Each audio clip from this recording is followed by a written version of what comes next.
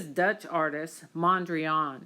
He was a painter that was born in the Netherlands. He liked to paint abstract art, which meant that there's no objects, just shapes and colors. Here we see primary colors. Here he's added some other colors. Notice the squares and the rectangles. Here are some of his work on a tie, on a woman's dress. I love that one. And look at these. Mondrian shoes. Here somebody has painted Mondrian fingernails. And here are some Mondrian glasses that you can drink out of. I love this one. How perfect to have a Mondrian mask that we can wear. And this one is a Mondrian school bus that you can drive kids to school. And then, of course, a Mondrian car, rain cone, pocketbook, and hat. Okay, we're going to start our own Mondrian project. So you'll need a piece of paper. You're going to need a cardboard square and a black crayon. So just look through and find your black crayon. All right? Then you're going to take this square and you're going to trace around it. Now, if we look back at Mondrian's work, we know it's not just all lined up. Some are down, some are up, some are over, but they're not turned sideways. So we need to make sure that we keep our square straight, okay? You're going to trace it, which means you have to hold it down real tight with one hand and then slowly work your crayon around the sides. Stop at the corner, turn, and go down the side. Stop at the corner, turn. Ooh, this is a tight one. I can't pick up this hand, so I have to reach underneath, stop at the corner, and then come around and trace that last one. There you go. Now, the next one, I don't want to put it right next to it. I'm going to overlap a little bit, which means I'm going to hide part of that bottom square with my top square. Again, try to make it straight. That's not straight. That's crooked. So straighten your square up. Get it right in the place you want it. Hold it down tight with one hand and trace with the other. So you have to kind of coordinate those two hands. Draw a line to the corner and stop. Trace a line to the corner and stop. Don't pick up that hand. Reach underneath and draw a line to the corner and stop. And there we go. Now we have two squares. One overlaps the other. You can make one also that goes off the page a little bit.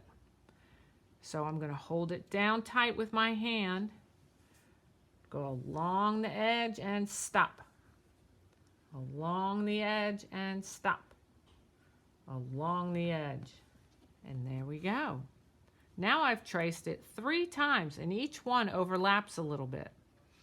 And we're going to keep on tracing all over to make an interesting composition on our paper. We don't want to do them all on one side. We want to spread them out around the paper. Maybe I can connect these 2 squares by putting another one right on top. Hold it down tight, go along the edge and stop. Go along the edge and along the edge. There we go. Now I've traced it 1, 2, 3, 4, 5 times. I still have big empty spaces up in the corners. So I could lay this down, or I could overlap it, or I could overlap it this way. Maybe I'll overlap it this way and see what happens. Hold it down tight.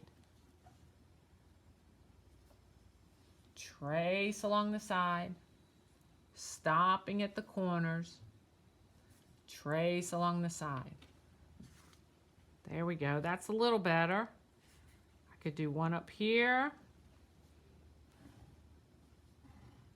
There we go. I could connect these 2. See how I'm moving the piece of cardboard around the paper so that it's in different spots. So now I've traced it 1, 2, 3, 4, 5, 6, 7, 8 times. All right. You may need another one. Like I could use another shape down here. Maybe here or here. So think about that. I want you to trace it 8 or 9 times, spread out around your paper. We'll give you some time to do that. Work slowly and carefully and coordinate those two hands to work together so that you can trace. We're not coloring in, we're just tracing squares. Okay?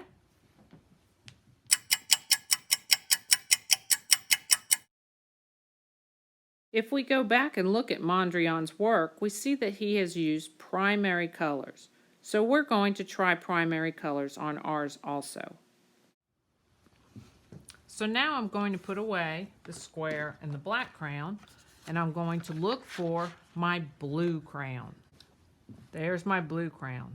And I'm going to color 3 blue squares or rectangles. So I have to look carefully. If I look at this new shape made by the overlapping shapes, that is not at all a square or a rectangle. It's a very peculiar shape. So I will not color that. But here is a square made by these overlapping shapes, and here is a rectangle made by these overlapping shapes.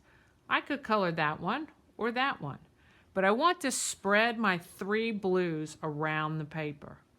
So maybe if I color this one, I can start by coloring along the edge of my paper. I want to make the crayon go along the edge, not up to the edge. And I'm going to work with little coloring strokes. Not big scribble strokes, little coloring strokes. I'm using my hand and my fingers to color. I'm also going to turn the paper in different directions to make it easier for me to color and see my work while I'm doing it. Get all the way over in the corner. Be super careful. And then I'm going to color along that last edge.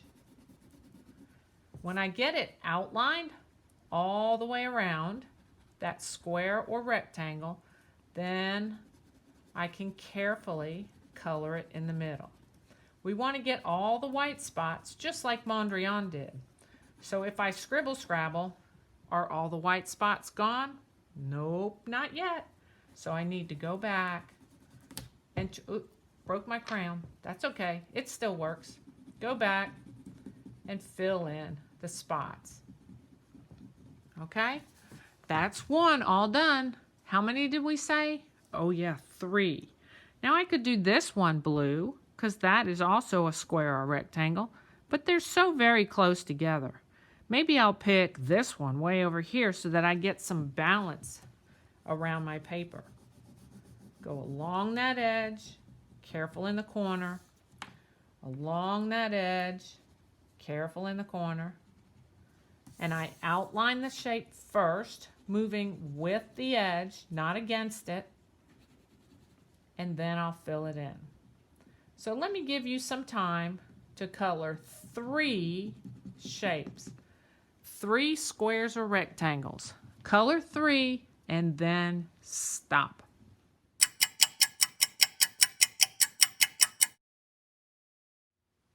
Okay, there are 3 blues.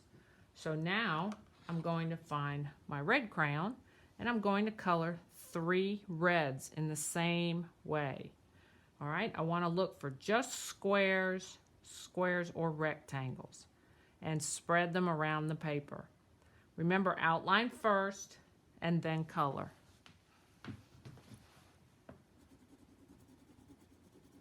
Around the edge, along that edge, being careful in the corner,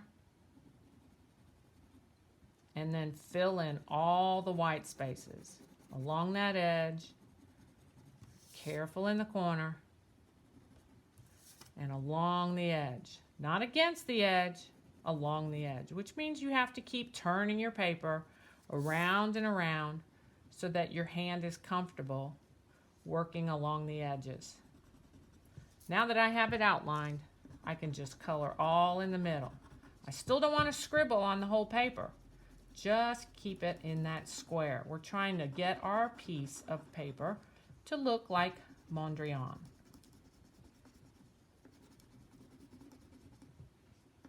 And we will do 3 red.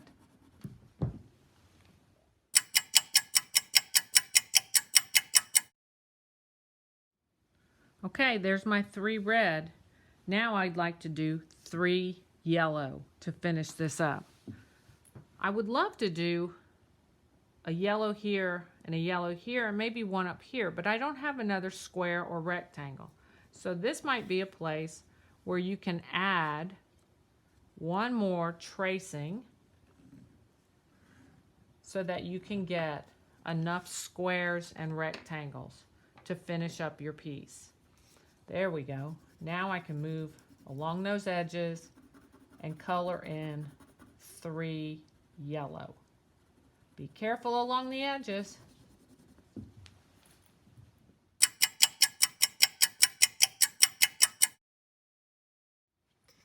And there we go. A picture that looks like Mondrian's. 3 red, 3 blue, 3 yellow. Practice my coloring. Outlined first so I have clean edges and colored everything inside the shape so there's no white showing. All right, I can't wait to see what you come up with. Have fun.